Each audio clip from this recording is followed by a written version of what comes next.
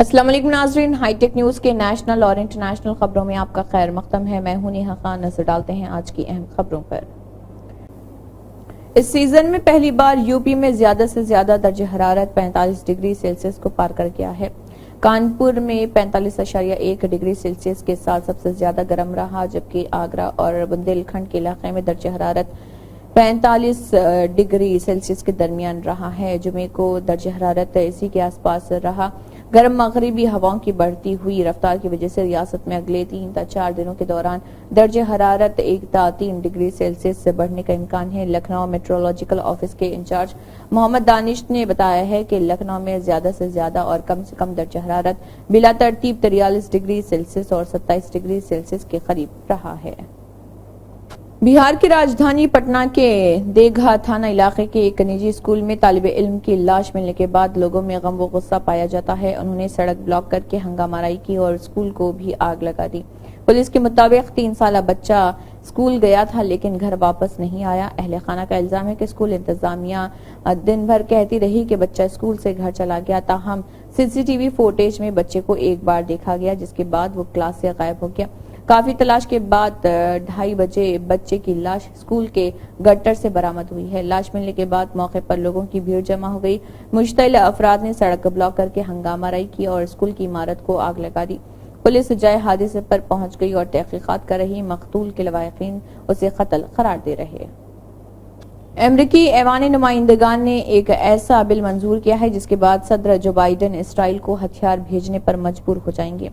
خبر رساں ایجنسی کے مطابق اسرائیل سیکیورٹی اسسٹنٹ سپورٹ ایکٹ کو 187 کے مقابلے 224 ووٹوں سے منظور کیا گیا۔ بل کی منظوری میں 16 ڈیموکریٹس نے ہاں میں ووٹ دینے کے لیے ریپبلکنز کا ساتھ دیا اور 3 ریپبلکنز نے اس اقدام کی مخالفت میں ڈیموکریٹس کا ساتھ دیا ہے۔ اس بل کے قانون بننے کی توقع نہیں، لیکن اس کی منظوری سے پتہ چلتا ہے کہ امریکی انتخابات کے سال میں اسرائیل کی پالیسی پر تقسیم کتنی گہری ہے۔ ریپبلکن پارٹی کے ارکان نے جو بائیڈن پر الزام عائد کیا ہے کہ وہ فلسطینیوں کے حق میں بڑے پیمانے پر مظاہروں کے بعد اسرائیل سے منہ موڑ رہے ہیں۔ ایران کے شمال مشرقی شہر مشہد میں شدید بارشوں سے آئے اچانک سیلاب کی وجہ سے 7 افراد کی موت ہو گئی۔ ایران کی سرکاری خبر رساں ایجنسی نے اپنی رپورٹ میں یہ اطلاع دی۔ رپورٹ میں مشہد میونسپلٹی کے fire and security services organisation کے مینیجنگ ڈائریکٹر حمید رضا کافینینا کے حوالے سے بتایا گیا ہے کہ صوبے خراسان رضوی کے مشہد کے انقلاب چوک پر ایک کار کے اندر پھنسے 2 افراد سیلابی پانی میں ڈوب کر جاں بحق ہو گئے۔ انہوں نے کہا ہے کہ انقلاب چوک پر امدادی کشتیاں تعینات کر دی گئی ہیں، جبکہ ریسکیو ٹیمیں ممکنہ زندہ بچانے والوں اور متاثرین کے لیے سیلابی پانی میں پھنسی کاروں کی تلاش کر رہی ہیں۔ سنگاپور اور ہانگ کانگ کے بعد اب نیپال نے بھی 2 ہندوستانی مصالحہ جات کے برانڈز ایورسٹ اور MDH کی فروخت، استعمال اور درآمد پر پابندی لگا دی ہے۔ نیپال کے فوڈ ٹیکنالوجی اور کوالٹی کنٹرول ڈپارٹمنٹ نے یہ فیصلہ اس خدشے کے درمیان لیا ہے کہ ان مصالحوں میں کیڑے مار دوا ایتھلین آکسائڈ ہو سکتی ہے۔ ان مصالحوں میں ایتھلین آکسائڈ کی تحقیقات شروع کر دی گئی ہے۔ نیپال کے فوڈ ٹیکنالوجی ڈپارٹمنٹ کے ترجمان موہن کرشنا مہاراجن نے کہا ہے کہ ایورسٹ اور MDH برانڈ کے مصالحوں کی درآمد پر پابندی عائد کر دی گئی ہے۔ انہوں نے کہا ہے کہ ہم نے ان مصالحوں کی مارکیٹ میں فروخت پر بھی پابندی لگا دی ہے۔ یہ قدم اس خبر کے بعد اٹھایا گیا کہ ان مصالحوں میں نقصان دہ کیمیکل موجود ہیں۔ ان دونوں برانڈز کے مصالحوں میں خطرناک کیمیکلز کی تحقیقات جاری ہے۔ اس کی تحقیقات رپورٹ آنے تک پابندی برقرار رہے گی۔ عالمی عدالت انصاف ICJ نے غزہ میں اسرائیلی فوجی کارروائیوں کو روکنے کے لیے جنوبی افریقہ کی درخواست پر 2 روزہ سماعت شروع کر دیا۔ رپورٹ کے مطابق نیدرلینڈ میں جنوبی افریقہ کے سفیر وسیموزی میڈونسیلا نے ججوں کو بتایا ہے کہ ان کے ملک نے دوبارہ ICJ سے رجوع کیا ہے کیونکہ فلسطینی عوام کی تباہی جاری ہے اور 35,000 لوگ مارے جا چکے ہیں اور غزہ کا بڑا حصہ تباہ ہو کر ملبے میں تبدیل ہو چکا ہے۔ انہوں نے کہا ہے کہ اسرائیل فلسطینیوں کی جان کو جان نہیں سمجھ رہا اور اسی لیے ان کا ملک فلسطینی عوام کے بنیادی حقوق کے تحفظ کے لیے مسلسل اپیل کر رہا۔ جنوبی افریقہ نے گزشتہ سال 29 دسمبر کو عالمی عدالت انصاف سے رجوع کیا تھا۔ اس کے بعد اس نے اس سال فروری اور مارچ میں بھی ICJ سے رابطہ کیا اور اضافی اقدامات کی درخواست کی۔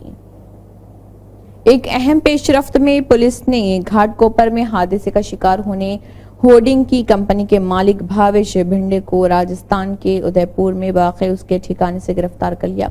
ذرائع نے یہ اطلاع دی ہے۔ ای جی او میڈیا کمپنی کے ڈائریکٹر بھنڈے بہت بڑا بل بورڈ گرنے کے بعد فرار ہو گئے تھے۔ اس حادثے میں 16 افراد ہلاک اور 88 زخمی ہو گئے۔ اس سانحہ کے فوراً بعد ممبئی پولیس نے بھنڈے کے خلاف مجرمانہ قتل کا الزام لگاتے ہوئے مقدمہ درج کیا تھا۔ ایک سرکاری ذرائع نے بتایا کہ پولیس نے بھنڈے کا سراغ لگانے کے لیے کئی ٹیمیں تشکیل دی ہیں۔ بھنڈے مسلسل مقامات بدل رہا تھا، جس کی وجہ سے پولیس کے لیے اسے پکڑنا مشکل ہو رہا تھا۔ آخرکار کرائم برانچ کی ایک ٹیم جو اس کا تعاقب کر رہی تھی ادے پور میں بھنڈے تک پہنچنے میں کامیاب ہو گئی۔ اب اسے ممبئی لایا گیا۔ Shiv Sena you B T کے سربراہ ادھو ٹھاکرے نے دعویٰ کیا ہے کہ Bharatiya Janata party B J پی لوک سبھا انتخابات میں لوگوں تک اپنی بات پہنچانے میں ناکام رہی۔ انہوں نے ایک نیوز چینل کو دیے گئے انٹرویو میں کہا ہے کہ بے روزگاری اور مہنگائی سے ہر کوئی متاثر ہے اور لوگ بی جے پی کی 10 سال کی حکومت سے ناراض ہیں۔ ادھو ٹھاکرے نے کہا ہے کہ 10 برسوں کا بی جے پی کا دکھاوا ملک کو نظر آ رہا۔ ہندوتوا کے نظریے سے متزلزل ہونے کے سوال پر ادھو ٹھاکرے نے کہا کہ انہوں نے اپنے ہندوتوا کے نظریے کو ترک نہیں کیا ہے اور مستقبل میں بھی نہیں کریں گے۔ انہوں نے کہا ہے کہ ہمارا ہندوتوا گھر میں چولہا جلانے میں مدد کرتا ہے لیکن بی جے پی کا ہندوتوا گھر کو جلا دیتا ہے۔ کانگریس کے سینئر رہنما راہل گاندھی نے کہا ہے کہ ناانصافی کو ختم کرنے کے لیے ہر ایک ووٹ ضروری ہے۔ انہوں نے مزید کہا کہ اگر مرکز میں انڈیا اتحاد کی مخلوط حکومت بنتی ہے تو 15 اگست تک 30 لاکھ اسامیوں پر بھرتی شروع کر دی جائے گی۔ کانگریس رہنما نے کہا ہے کہ مودی حکومت میں انصاف نہیں ہو رہا۔ جل، پانی، زمین اور جنگل پر قبائلیوں کے حقوق چھینے جا رہے اور ہر ایک کے ساتھ ناانصافی ہو رہی، اس لیے انصاف کے لیے ہر ایک کا ووٹ ضروری ہے۔ راہل گاندھی نے کہا ہے کہ آپ اپنے ایک ووٹ کی طاقت کو سمجھیں۔ آپ کا ایک ووٹ ملک بھر میں ہو رہے خوفناک امتیاز اور ناانصافی کو ختم کر دے گا۔ آپ کا ایک ووٹ 15 اگست تک 30 لاکھ سرکاری اسامیوں پر بھرتی کا کام شروع کر دے گا۔ آپ کے ایک ووٹ سے غریب خواتین کے اکاؤنٹس میں ہر ماہ 8,500 روپے جمع ہوں گے۔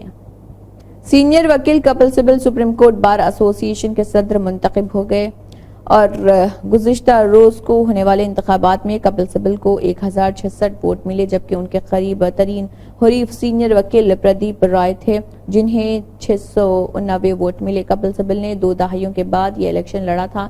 اس سے پہلے وہ 1995، 1997 اور 2001 میں SCBA یعنی سپریم کورٹ بار ایسوسی ایشن کے صدر رہ چکے ہیں۔ نتیجے کا اعلان ہونے سے پہلے بار اینڈ بینچ کو دیے گئے ایک انٹرویو میں کپل سبل نے کہا تھا، وکلا قانون کی حکمرانی کو برقرار رکھنے کے لیے موجود ہیں۔ ایک وکیل کا مقصد آئین کی حفاظت کرنا ہے، لہٰذا اگر آپ سیاسی طور پر بار میں شامل ہوتے ہیں اور اگر جھکاؤ کی وجہ سے آپ اسے اس بنیاد پر تقسیم کرتے ہیں تو آپ اصل میں بطور وکیل اپنا فرض پورا نہیں کر رہے۔ بار ایسوسی ایشن کے صدر کے عہدے کے لیے انتخاب سے قبل کپل سبل نے کہا تھا، بار میں پینے کے پانی کی کوئی سہولت نہیں تھی، میں نے وہ انتظام کیا تھا۔ میں نے یہاں ٹکٹ بک کروانے کے لیے ریلوے سینٹر کا انتظام کیا تھا۔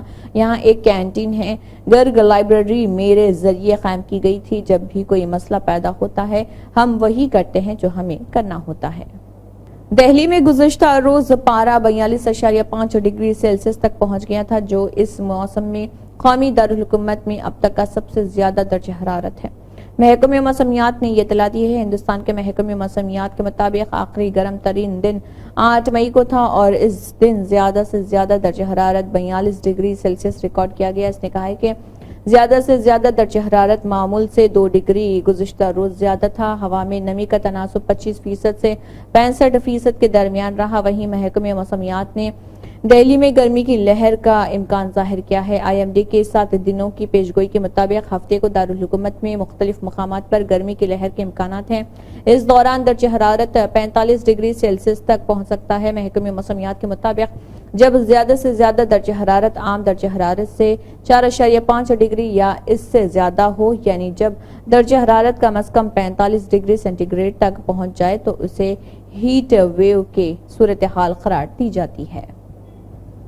اسی کے ساتھ ہائی ٹیک نیوز کے نیشنل اور انٹرنیشنل خبریں اختتام کو پہنچتی ہیں۔ اللہ حافظ۔